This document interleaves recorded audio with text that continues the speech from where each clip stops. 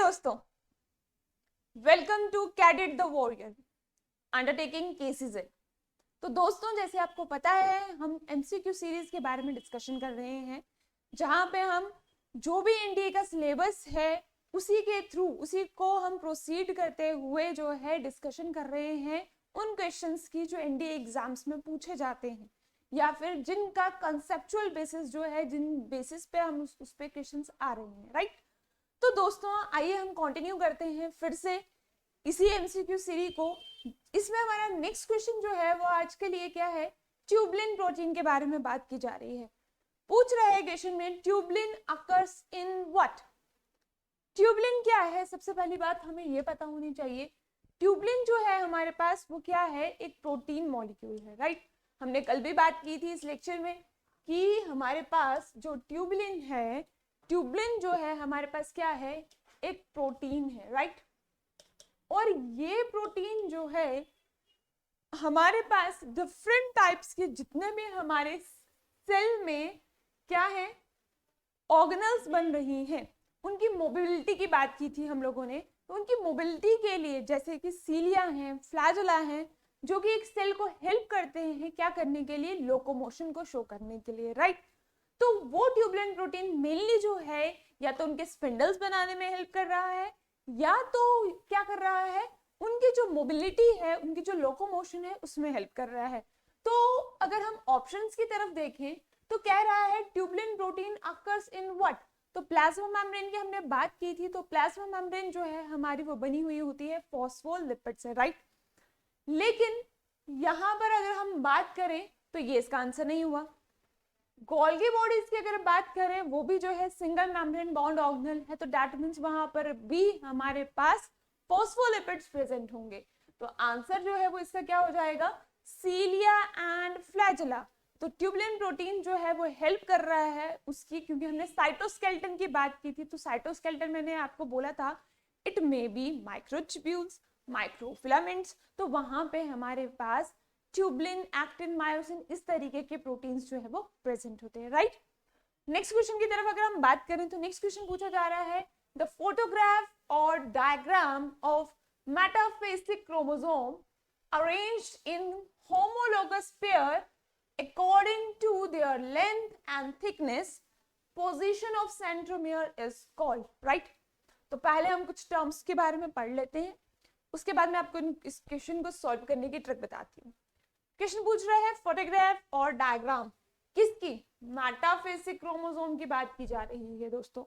तो metaphasic chromosome की अगर हम बात करें तो what is metaphasic chromosome. Metaphasic का मतलब है ये बात कर रहा है हमारे पास क्या, मेटाफेज की।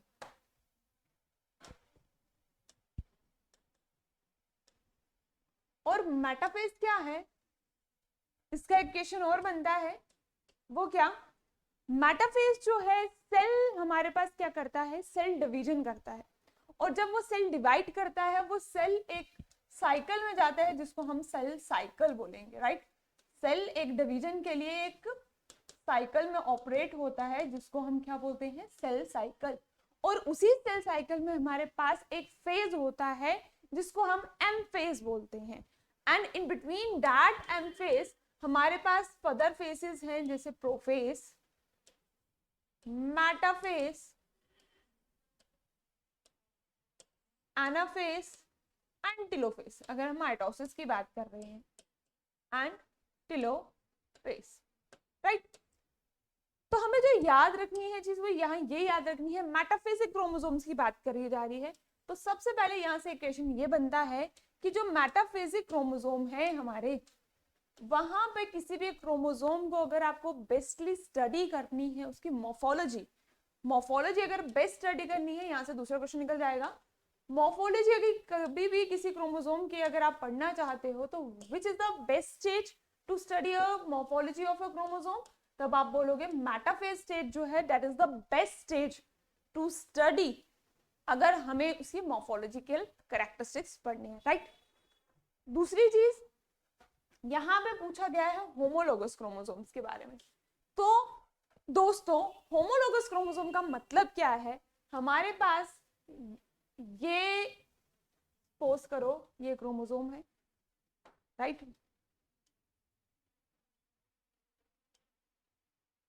ये क्रोमोसोम हो गया। सिमिलरली हमारे पास यहाँ एक और क्रोमोसोम होगा। सो ये जो दो चीजें हैं, ये दोनों जो है हमारे पास, ये 1 क्रोमोसोम, ये 2 क्रोमोसोम, राइट। बात की जा रही है होमोलोगस पेयर की। तो ये दोनों क्रोमोसोम्स की अगर हम बात करें, स्पेसिफाइड करें इन चीजों को, तो आपको 2-3 चीजें जो है पहले से पता होनी चाहिए। वो क्या? ये जो बीच में हम बना रहे हैं, ठीक है, this is the centromere, this is the centromere,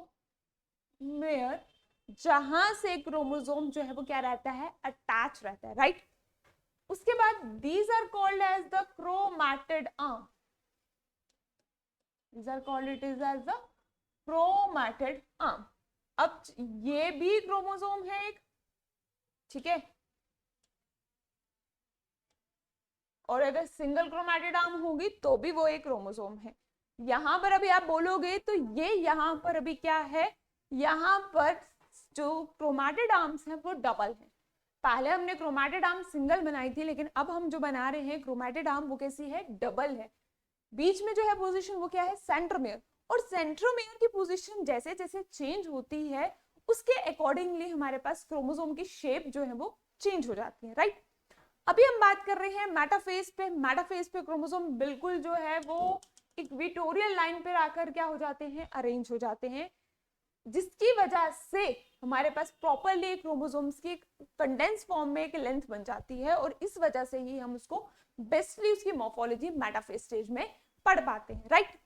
अब यहां पर अगर देखें तो ये एक क्रोमोसोम है और ये दोनों आर्म्स इसकी हैं, तो हम इन दोनों को बोलेंगे these are called as the sister chromatids,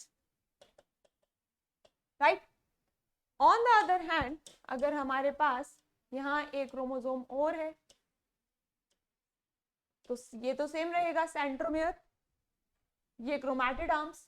लेकिन दोस्तों ये आर्म और ये आर्म आपस में सिस्टर नहीं है, तो आप इन दोनों को आपस में बोलोगे non sister chromatid, non sister chromatid arm बोलोगे।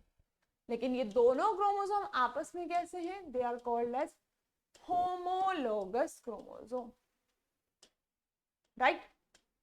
तो क्वेश्चन पूछ रहा है अब हमारे पास कि हमारे पास अगर इनकी रिप्रेजेंटेशन करवानी है होमोलोगस पेयर में अकॉर्डिंग टू देयर लेंथ और थिकनेस और पोजीशन ऑफ सेंट्रोमियर, तो उसे हम क्या कहते हैं। तो आप इसको जो है याद रख लो, we called this type of presentation जहां पे हम फोटोग्राफिकली उसको डायग्रामेटिकली रिप्रेजेंट कर रहे हैं, वहां हम उसको बोलते हैं आइडियोग्राम, राइट। क्रोमोग्राम्स जो है वो फोटोग्राफी में यूज किए जाते हैं ताकि फोटोग्राफ्स को कलरेशन इंपैक्ट कर सके। और कैरियोग्राम की बात करें, कैरियोटाइप की बात करें, तो वहां पर हम लोग क्या कर रहे हैं, उसको अरेंजमेंट कर रहे हैं कैरियोटाइप का अकॉर्डिंग टू कि किस तरीके से जो है क्रोमोसोम्स को असेंबल किया जाएगा। लेकिन जब बात आती है इसकी फोटोग्राफिकली, तो आप बोल सकते हो कि कैरियोटाइप की डायग्रामेटिकल रिप्रेजेंटेशन जो है वो आइडियोग्राम है, right. So move to the next question. Next question है हमारे पास कि जो स्ट्रक्चर है प्लाज्मा मेम्ब्रेन का, the structure of plasma membrane वो भी कैसा है, फ्लूइड मोज़ेक मॉडल। तो हमने कल ही बात की थी जिसने हम लोगों ने इस बारे में डिस्कशन किया था, और जिन्होंने प्रीवियस एमसीक्यू लेक्चर नहीं देखा है वो एक बार जाके उसको देख सकते हैं, और वहां पर मैंने इसके बारे में डिस्कशन की है, राइट। तो फ्लूइड मोज़ेक मॉडल की बात की हमने 1972 सिंगर एंड निकोलसन ने जो मॉडल दिया। सो आंसर सामने है हमारे पास, the structure of plasma membrane that is the fluid mosaic model. तो मैंने वहां डिस्कशन की थी कि इसको फ्लूइड मोज़ेक मॉडल क्यों कहा जाता है, and it was proposed by Singer and Nicolson, right. Then the next question is which ion holds the ribosomal subunit? Which ion holds the ribosomal subunit together? भाई ribosomes की बात की जा रही है, वो चाहे प्रोकैरियोटिक हो चाहे यूकैरियोटिक हो, तो दोनों राइबोसोम्स जो हैं आइदरली इट इज ऑफ 70s और 80s टाइप। तो कभी भी मैंने बात की है हमेशा कि राइबोसोम्स जो हैं they are called as the protein factory, right. तो दोस्तों अगर राइबोसोम्स जो है हमारी प्रोटीन फैक्ट्री है, फंक्शनली सारा मेटाबॉलिक एक्टिविटी उन पे डिपेंडेंट है, लेकिन जब तक प्रोटीन फॉर्मेशन नहीं होनी होती है दोस्तों, तब तक जो है राइबोसोम्स जो है, क्योंकि उनके पास हमें मालूम है एक लार्जर सब यूनिट है और एक बिल्कुल सही एक स्मॉलर सब यूनिट है, तो वो दोनों यूनिट आपस में हमेशा अटैच नहीं रहते। तो एक आइन है जो उनकी क्या कराता है, एसोसिएशन करवाता है। तो दो पार्टीज कभी भी अपने आप तो नहीं मिल पाएंगी, तो एक बीच में कोई कनेक्शन होता है जो उनको क्या कर रहा है, जोड़ रहा है। तो वही क्वेश्चन में पूछा जा रहा है कि कौन से आइंस जो हैं वो राइबोसोमल सब यूनिट्स को आपस में जोड़ के रखते हैं दोस्तों। तो आंसर इसका आप याद रखेंगे, that is the magnesium ions, जो क्या करते हैं, राइबोसोम्स को क्या करते हैं, बाइंड अप करके रखते हैं। और साथ ही दोस्तों आप याद रखिएगा 0.001 मोलर कंसंट्रेशन चाहिए। विदाउट दिस कंसंट्रेशन, अगर ये कंसंट्रेशन नहीं हो तो राइबोसोम्स जो है वो बाइंड अप नहीं कर सकते। इससे कंसंट्रेशन अगर लेस देन है तो they do not associate together. Concentration mainly इतनी चाहिए, तब जाकर जो है वो राइबोसोम्स जो है उनकी यूनिट्स जो है वो क्या होते हैं, आपस में जुड़ पाते हैं। Clear? So the next question is, next question फिर से हमारा प्लाज्मा मेम्ब्रेन के ऊपर है। तो क्वेश्चन पूछा जा रहा है कि प्लाज्मा मेम्ब्रेन जो है हमारी, it consisted mainly of what. तो प्लाज्मा मेम्ब्रेन में हमें मालूम है सबसे पहले हमारे पास फॉस्फोलिपिड्स और प्रोटीन्स प्रेजेंट होते हैं, राइट दोस्तों। तो जो वो फॉस्फोलिपिड्स हैं या प्रोटीन मॉलिक्यूल्स जो हैं हमारे पास, जो बाइंड अप हैं, जो प्लाज्मा मेम्ब्रेन फ्रेम कर रहे हैं, सेल मेम्ब्रेन बना रहे हैं दोस्तों। तो क्वेश्चन में पूछा जा रहा है कि प्लाज्मा मेम्ब्रेन किसकी बनी हुई होती है। तो पहला ऑप्शन है कि polymer of glucose. Polymer of glucose का मतलब ये बात कर रहा है सेलुलोज की तरफ, right, that is the polymers. Glucose की चेन जो बन रही है तो दैट मींस कोई पॉलीसेकेराइड बनने की कोशिश में है। तो दोस्तों हमें मालूम है यहाँ पे कोई भी पॉलीसेकेराइड नहीं होता, राइट। दूसरी बात की जा रही है proteins embedded in a phospholipid layer. तो बिल्कुल सही, हमारे पास फॉस्फोलिपिड्स ही जो है, प्रोटीन जो है वही तो एम्बेडेड रहते हैं हमारी किसमें, हमारे फॉस्फोलिपिड्स में, राइट। फिर कह रहा है आगे, तो ऑप्शंस हमें दिख रहे हैं कि गलत ही हैं। देखिए फिर से कह रहा है प्रोटीन्स जो है वो ग्लूकोज मॉलिक्यूल्स में है या तो कार्बोहाइड्रेट में। तो कार्बोहाइड्रेट तो कहीं पे भी नहीं है इसका जिक्र, तो आंसर जो है इसका वो क्या हो जाएगा, proteins that are embedded in the phospholipids, right. तो देखिए कंसेप्ट अगर आपको पता हो तो आपके क्वेश्चन जो हैं उनमें मिस्टेक्स होने के जो चांसेस है वो बिल्कुल क्या हो जाते हैं, कम, राइट। तो कंसेप्ट के ऊपर ध्यान दीजिए, कंसेप्ट क्लियर कीजिए, ताकि जो है आपके क्वेश्चंस में आपको प्रॉब्लम ना आए। तो दोस्तों नेक्स्ट क्वेश्चन है हमारे पास, SER की बात कर रहे हैं, how SER is differ from RER। तो पहले हमें SER और RER के बारे में पता होना चाहिए दोस्तों। तो ER जो है, ER माने कि एंडोप्लाज्मिक रेटिकुलम। एंडोप्लाज्मिक रेटिकुलम की अगर मैं बात करूं दोस्तों, तो एंडोप्लाज्मिक रेटिकुलम जो है हमारे पास, यूजुअली आपने फिगर देखी है, this is the nucleus part. और इस न्यूक्लियस के साथ दोस्तों हमारे पास कुछ इनफोल्डिंग से स्ट्रक्चर्स प्रेजेंट होते हैं, और इन्हीं इनफोल्डिंग्स को हम क्या बोलते हैं, ER बोलते हैं, एंडोप्लाज्मिक रेटिकुलम बोलते हैं, राइट दोस्तों। अब क्या होता है कि हमारे पास राइबोसोम्स जो हैं वो कभी कभार जो है वो इनके साथ जाकर क्या हो जाते हैं, अटैच, ठीक है। ER के साथ हमारे राइबोसोम्स जो हैं वो क्या हो जाते हैं, अटैच हो जाते हैं दोस्तों। और ER जब राइबोसोम के साथ अटैच हो जाएं, then they will form the rough endoplasmic reticulum, RER, rough endoplasmic reticulum. क्यों? देखिए ये सरफेस है एंडोप्लाज्मिक रेटिकुलम की, जब यहाँ पर राइबोसोम्स अटैच हो जाएंगे तो आप अगर उसकी सरफेस पे अगर मूव करोगे तो आपको दिखेगा वो स्मूथ सरफेस नहीं रहेगी दोस्तों। तो यहाँ से आपको ये क्लियर हो रहा है कि अगर हमारे पास RER में राइबोसोम्स ना हो तो then it will frame SER, that is smooth endoplasmic reticulum, right? So दोस्तों अगर हम बात करें इनके फंक्शंस की तो हमारे पास जो है RER मेनली हेल्प करता है प्रोटीन फॉर्मेशन के लिए, और SER जो है वो मेनली फॉर्मेशन करता है किसकी, लिपिड्स की। जितने भी हमारे हार्मोन्स हैं, ठीक है, हमारे पास जितने भी हार्मोन्स हैं, जैसे हम बात करें टेस्टिस की, टेस्टिस से टेस्टोस्टेरोन रिलीज हो रहा है, एस्ट्रोजन, प्रोजेस्टेरोन, तो उनमें जितने भी है वो RER रोल करता है वहां पर। लेकिन जो मेनली हमारी प्रोटीन सिंथेसिस है, चाहे फिर वो हमारे पास जो है हमारे मसल्स क्यों ना हो, हमारे पास सार्कोप्लाज्मिक रेटिकुलम की बात कर रही हूं मैं, हमारे मसल्स क्यों ना हो, हमारे मसल्स की जो प्रोटीन फॉर्मेशन है वो भी यही कर रहा है, राइट। हमारे नर्वस सिस्टम की अगर बात करें, नीजल ग्रेन्यूल्स की बात करें, तो वहां पर भी हमारे पास RER ही प्रेजेंट होता है। तो अब हमारे पास क्वेश्चन जो है वो है कि SER कैसे डिफर करता है RER से। तो पहला देखिए, कह रहा है कि वहां पर ग्लूकोज मॉलिक्यूल्स होते हैं, तो ऐसा तो हमने कुछ पढ़ा नहीं अभी तक। फिर से ग्लूकोज मॉलिक्यूल्स की बात की जा रही है, पहले बोल रहा है प्रेजेंस, फिर बोल रहा है एब्सेंस, तो ऐसा तो कोई कंसेप्ट नहीं है। फिर बोल रहा है कि absence of granules on surface या absence of ribosomes on surface. तो SER डिफर फ्रॉम RER क्योंकि RER में प्रेजेंट होते हैं हमारे राइबोसोम्स और SER में वो प्रेजेंट नहीं होते। तो that is the absence of ribosomes on surface किसकी, हमारे पास RER में प्रेजेंट होंगे, SER में प्रेजेंट नहीं होते हैं, तभी उनको हम क्या कह रहे हैं दोस्तों, smooth endoplasmic reticulum, right. Next question है हमारे पास, या आई होप यहां तक आपको कोई कंसेप्ट में कोई प्रॉब्लम नहीं आई। तो दोस्तों नेक्स्ट क्वेश्चन है हमारे पास about the centriole. Centriole is surrounded by dense amorphous protoplasmic masses.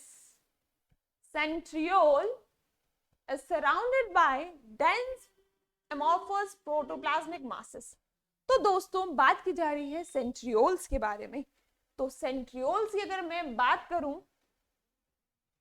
तो सेंट्रियोल, सबसे पहली बात आपको याद रखनी है कि सेंट्रियोल्स जो है it is a membrane less organelle, ठीक है, कोई भी मेम्ब्रेन प्रेजेंट नहीं होती है इसमें, पहली बात। दूसरी बात, मेम्ब्रेन नहीं है तो दूसरी बात क्या याद आपको रखनी है, मेम्ब्रेन ना होने के कारण ये सिर्फ only present in animal cell, सिर्फ और सिर्फ किस में प्रेजेंट होता है, ये एनिमल सेल में प्रेजेंट होता है। तीसरी चीज जो इसका फंक्शन है, वो फंक्शन क्या है सेंट्रियोल्स का, कि it mainly helps in cell division.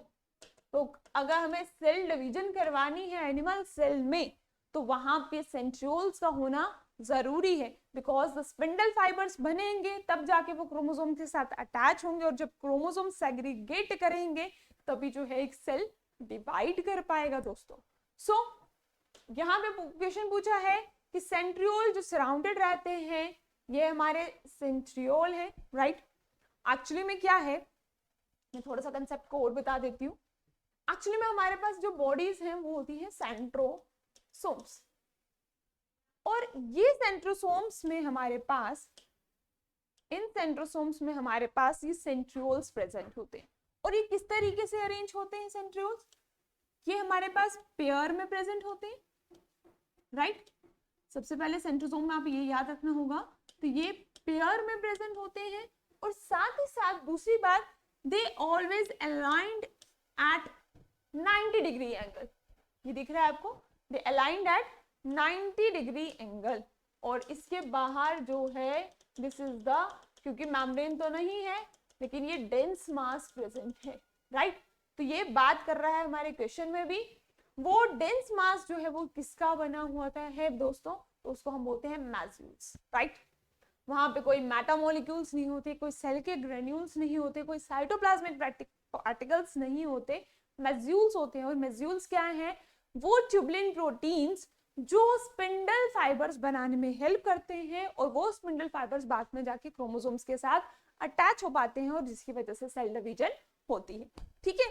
So next question की अगर मैं बात करूं तो नेक्स्ट क्वेश्चन पूछ रहा है कि भाई इसमें से प्रोकैरियोट्स की बात की जा रही है, बोल रहा है which one of the following is not an inclusion body that is found in the prokaryotes। तो सबसे पहले इंक्लूजन बॉडीज की अगर बात करें तो इंक्लूजन बॉडीज ऐसी बॉडीज होती हैं दोस्तों जो क्या करती हैं? स्टोरेज का काम करती हैं, that help in the storage। तो कोई भी हमारे पास स्टोरेज, जैसे अगर पर्टिकुलरली अगर हम बात करें, कोई नॉर्मल कंडीशंस अगर नहीं है, अनफेवरेबल कंडीशंस है, तो हम क्या करते हैं? हाँ, जैसे अगर हमें पता चले कि कर्फ्यू है या कुछ टाइम पीरियड का ज्यादा है, तो हम क्या करते हैं? राशन अपने घर में थोड़ा ज्यादा रख लेते हैं, ताकि इन फ्यूचर हम उसको अगर कुछ ऐसी सिस्टमैटिक तरीके से चीजें ना हो तो हम यूटिलाइज कर सके, राइट। वैसे ही हमारे सेल भी जो है दोस्तों इसी तरीके से काम करते हैं। हमारे सेल भी जो है वो क्या करते हैं? चीजों को स्टोर करके रखते हैं, ताकि जब इमीडिएटली कोई चीज जरूरत हो तो उस टाइम पे बॉडी थोड़ा सा उस चीज को क्या कर ले? टैकल कर ले, राइट। तो हमारे पास वैसे ही इंक्लूजन बॉडीज जो है वो हेल्प करती हैं स्टोरेज करने के लिए। किसकी स्टोरेज दोस्तों? चाहे वो कार्बोहाइड्रेट्स हैं, फैट्स हैं, या फिर ग्लाइकोजन्स हैं, राइट। तो कार्बोहाइड्रेट की फॉर्म की बात कर रही हूँ मैं, इट में बी स्टार्च ग्रेन्यूल्स, इट में बी ग्लाइकोजन जो है मॉलिक्यूल्स हो सकते हैं। तो वैसे ही पूछ रहे हैं इसमें से प्रोकैरियोट्स के केस में इंक्लूजन बॉडी कौन सी नहीं है। तो मैंने आपको पहले बोला है क्वेश्चन में नॉट, और इस चीज का ध्यान रखिए, नॉट है, नहीं है, नहीं है। तो अगर नहीं है तो यहां पर आंसर क्या होगा? साइनोफेसियन ग्रेन्यूल्स? बिल्कुल भी नहीं, क्योंकि साइनोफेसियन ग्रेन्यूल्स की बात करें तो साइनोबैक्टीरिया में उनमें साइनोफेसियन ग्रेन्यूल्स ही प्रेजेंट होते हैं। ग्लाइकोजन ग्रेन्यूल्स भी नहीं होंगे क्योंकि उसमें ग्लाइकोजन प्रेजेंट होगी। पॉलीसोम्स की अगर बात करें तो पॉलीसोम्स जो है वो क्या है हमारे पास? जब हमारे पास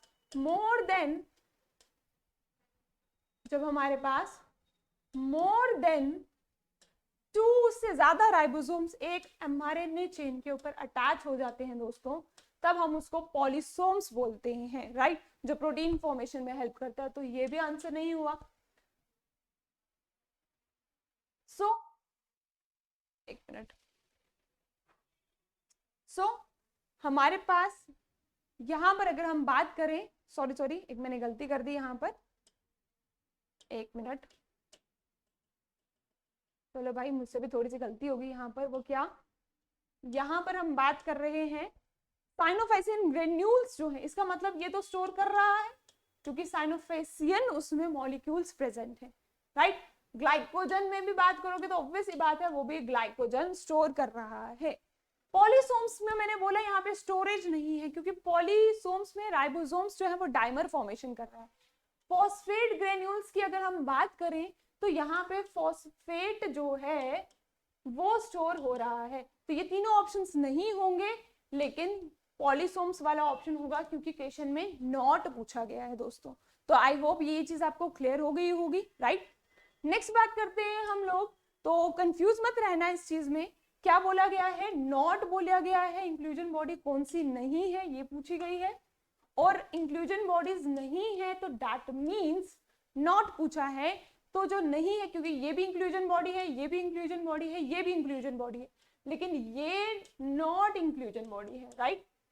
this is not an inclusion body, right. फिर पूछ रहा है आगे, which of the following present in both prokaryotic and eukaryotic cell? कौन सी ऐसी ऑर्गेनल है जो प्रोकैरियोट्स में भी है, यूकैरियोट्स में भी है? तो माइटोकॉन्ड्रिया की अगर हम बात करें, इट इज सिर्फ यूकैरियोटिक में होगी, ईआर भी सिर्फ यूकैरियोटिक में होगा, न्यूक्लियस भी प्रॉपर यूकैरियोटिक में होगा। एक राइबोसोम्स ऑर्गेनल ऐसी है जो प्रोकैरियोट्स में भी मिलेगी आपको और यूकैरियोट्स में भी मिलेगी, right. So next question is, बोल रहा है which of the following cell centriole is absent? कौन से सेल में सेंट्रियोल जो है वो क्या रहेगा? एब्सेंट रहेगा। सो दोस्तों सेंट्रियोल की बात कर रहा है तो अभी हमने बोला सेंट्रियोल जो है हमारे पास वो सेल डिवीजन में हेल्प करते हैं। तो एक सेल अगर एपिथेलियल सेल है तो वहां पर भी हमारे पास सेंट्रियोल की जरूरत तो रहेगी रहेगी। ग्लैंड सेल क्यों पूछोगे तो वहां पर भी सेंट्रियोल की जरूरत चाहिए क्योंकि उसको फंक्शन करना है। लीवर सेल में भी चाहिए क्योंकि उसको बहुत सारे फंक्शंस करने हैं। तो इन सब में जो है प्रेजेंट प्रेजेंट प्रेजेंट। लेकिन अगर हम बात करें नर्व सेल की, तो नर्व सेल दोस्तों हमारे पास जो न्यूरॉन्स एक बार बन जाते हैं तो उनमें दोबारा डिविजन्स नहीं होती। एक बार वो सेल साइकिल में एंटर कर जाते हैं, एक बार डिवीजन करते हैं, आफ्टर दैट वो जीवन फेज को क्या कर देते हैं वो हटा देते हैं। जीवन फेज में एंटर ही नहीं होते, जीवन फेज से डायरेक्टली जी नॉट फेज में चले जाते हैं, क्यूसेंट फेज में, जहां पर वो डिवीजन नहीं करते। तो आंसर जो है पूछा जा रहा है क्योंकि इसका मतलब डिवीजन नहीं करनी है, तो दैट मीन्स वहां पर सेंट्रियोल्स जो है वो नहीं होंगे। सो नर्व सेल्स जो है वो इसका आंसर आ जाएगा, जिसमें ये क्या रहते हैं, एब्सेंट रहते हैं दोस्तों। सो दोस्तों आई होप यहाँ तक आपको कोई भी डाउट जो है वो नहीं होगा, सारे आपके कंसेप्ट जो है वो क्लियर हो गए होंगे। Right from after the lecture आप जो है ये पीडीएफ हमारी KCZ ऐप से डाउनलोड कर सकते हैं दोस्तों। अगर आपको कोई भी टॉपिक आपको लगता है कि इसके ऊपर डिस्कशन होनी चाहिए तो आप कमेंट सेक्शन में इनके बारे में हमें बता सकते हैं। Till then stay home, stay connected, thank you.